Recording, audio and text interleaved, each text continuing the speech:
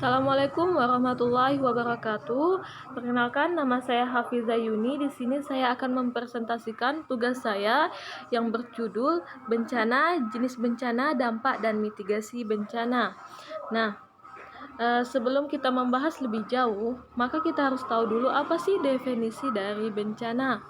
Nah, bencana menurut Kamus Besar Bahasa Indonesia adalah suatu yang menyebabkan kerusakan, kerugian, bahkan penderitaan. Sementara bencana menurut Undang-Undang Nomor 24 Tahun 2007 adalah peristiwa atau rangkaian peristiwa yang mengancam atau mengganggu kehidupan dan penghidupan masyarakat.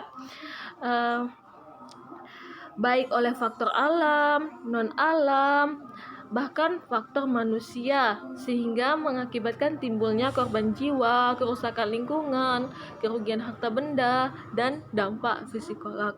Nah, dari definisi tersebut, maka dapat kita simpulkan bahwa bencana itu kerusakan yang disebabkan oleh faktor alam, non-alam maupun manusia, sehingga bisa menyebabkan timbulnya korban jiwa, kerugian harta benda, bahkan bisa memberikan dampak psikologis pada kita sebagai manusia. Nah, teman-teman, bencana merupakan pertemuan dari 3 unsur. Yang pertama adalah ancaman, kedua adalah kerentanan, dan yang ketiga adalah kemampuan yang dipicu oleh suatu kejadian. Itu adalah unsur. Nah, selanjutnya kita masuk ke klasifikasi bencana terbagi menjadi 3. Yang pertama adalah bencana alam geologis, yang kedua adalah bencana alam klimatologis, dan yang ketiga adalah bencana alam ekstraterestrial. Nah, bencana alam geologis ini adalah bencana yang disebabkan oleh gaya-gaya yang berasal dari alam atau dari dalam bumi. Nah, contohnya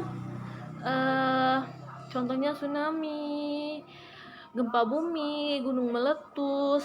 Yang kedua adalah bencana alam klimatologis. Nah, bencana alam klimatologis ini yaitu bencana yang disebabkan oleh faktor angin dan hujan. Contohnya banjir, badai, angin puting beliung, bahkan kekeringan. Yang ketiga, bencana alam ekstraterestrial. Nah, bencana alam ekstraterestrial ini bencana yang terjadi di luar angkasa, contohnya hantaman meteor. Nah, dengan kata lain, bencana alam itu terbagi menjadi 3. Bencana itu terbagi menjadi 3. Yang pertama adalah bencana alam, yang kedua adalah bencana non-alam, dan yang ketiga bencana sosial. Nah, bencana alam ini adalah bencana yang disebabkan oleh alam. Yang kedua, contohnya tsunami, gempa bumi. Yang kedua adalah bencana non-alam, yaitu bencana alam tapi disebabkan bukan oleh alam. Contohnya gagal teknologi. Yang ketiga adalah bencana sosial. Nah, bencana sosial ini adalah bencana yang disebabkan oleh manusia sendiri. Kita masuk ke tahap selanjutnya, yaitu dampak bencana. Nah, apa sih yang dimaksud dengan dampak? Dampak bencana adalah akibat yang timbul dari kejadian bencana, dapat berupa korban jiwa, kerusakan lingkungan, bahkan infrastruktur atau aset. Nah, dampak bencana menurut Benson atau Clay itu terbagi menjadi 3, teman-teman. Yang pertama adalah dampak langsung. Nah, dampak langsung ini apa? Dampak langsung ini adalah meliputi kerugian finansial. Contohnya kerusakan bangunan seperti tempat tinggal. Yang kedua adalah dampak tidak langsung. Nah, dampak tidak langsung ini meliputi proses berhentinya produksi. Yang ketiga adalah dampak sekunder, misalnya terhambatnya pertumbuhan ekonomi. Nah, itu adalah dampak dari bencana. Yang selanjutnya adalah jenis-jenis bencana. Tadi kita sudah membahas tentang klasifikasi bencana. Sekarang adalah jenis-jenis bencana. Jenis-jenis bencana itu banyak, teman-teman. Contohnya di sini saya ambil gempa bumi, tsunami, letusan gunung berapi, tanah longsor, banjir, kekeringan, angin puting beliung, angin topan, gelombang pasang, kegagalan teknologi, kebakaran, aksi teror, kerusuhan, ataupun wabah. Contohnya wabah virus sekarang. Itu adalah bencana. Nah, tadi kita membahas tentang klasifikasi bencana, jadi kita sudah bisa mengklasifikasikan bencana, jenis-jenis bencana ini ke klasifikasi yang mana.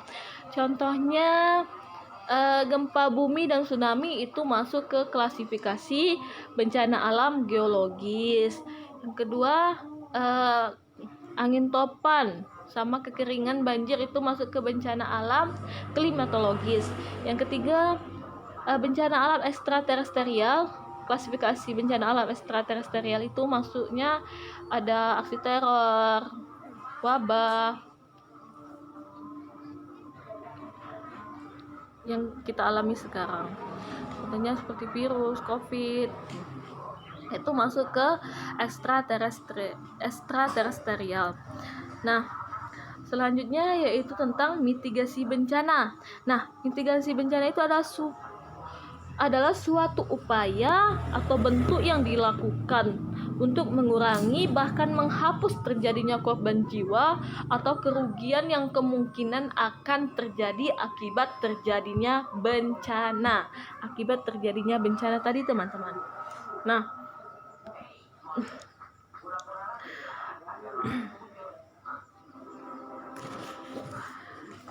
tujuan mitigasi apa?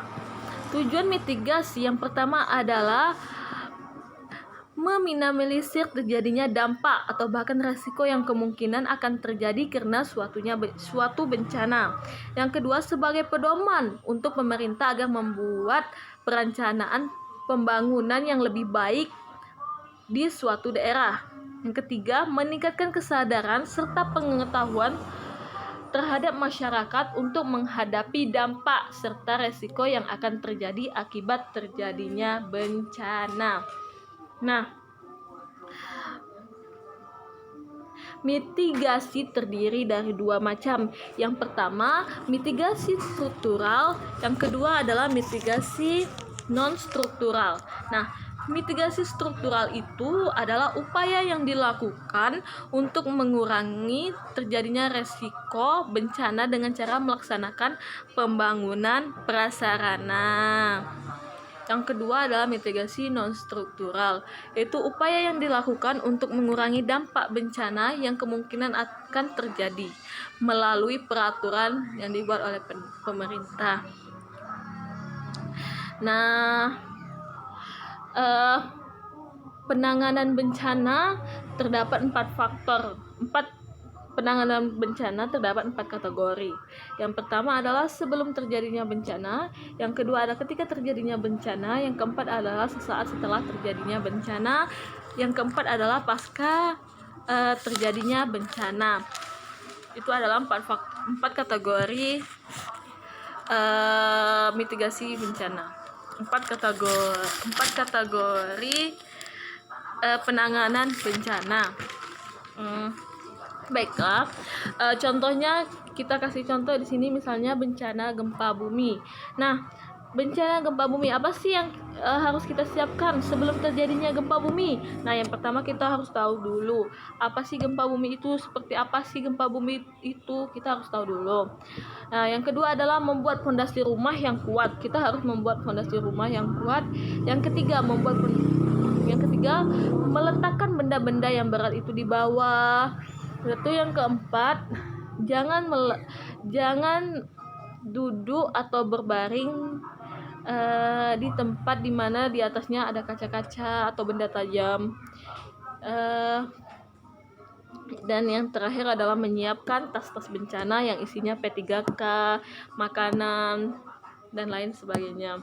Nah, ketika terjadinya gempa bumi, apa yang kita lakukan? Nah, ketika kita ada di rumah, maka kita harus misalnya kompor di dapur hidup, kita harus mematikan kompor yang ada di dapur terlebih dahulu, kita matikan gasnya terlebih dahulu. Yang kedua, Jika gempanya tidak kuat, tidak terlalu kuat goncangannya, maka kita bisa mematikan instalasi listrik. Nah, jika kita ada di rumah, kita jangan berdiri, tapi kita harus duduk dan berada di bawah meja agar lebih aman. Nah, jangan mendekati tempat-tempat atau ya retak-retak, tempat-tempat yang rawan. Nah, ketika kita berada di luar rumah, apa yang kita lakukan? Nah, kalau kita berada di mobil, maka tetap stay di mobil. Jangan keluar dari mobil dan jangan berada di bawah pohon. Jangan berada di bawah pohon. Jangan keluar dari mobil, tetap diam di dalam mobil dan berhentikan kendaraan kita. Nah, setelah terjadinya gempa bumi, apa yang kita lakukan? Yang pertama, kita harus periksa kondisi keluarga kita, kondisi kita, dan meriksa kondisi yang ada di sekitar kita, lingkungan kita. Jauhi bangunan yang retak-retak. Jangan mendekati aliran listrik. Pulang ke rumah, membersihkan puing-puing yang ada di rumah, dan terutama kita harus mendengarkan instruksi, jangan sesuka hati. Nah, mungkin hanya itulah yang dapat saya sampaikan. Lebih dan kurangnya saya minta maaf yang sebesar-besarnya. Saya akhiri. Wassalamualaikum warahmatullahi wabarakatuh.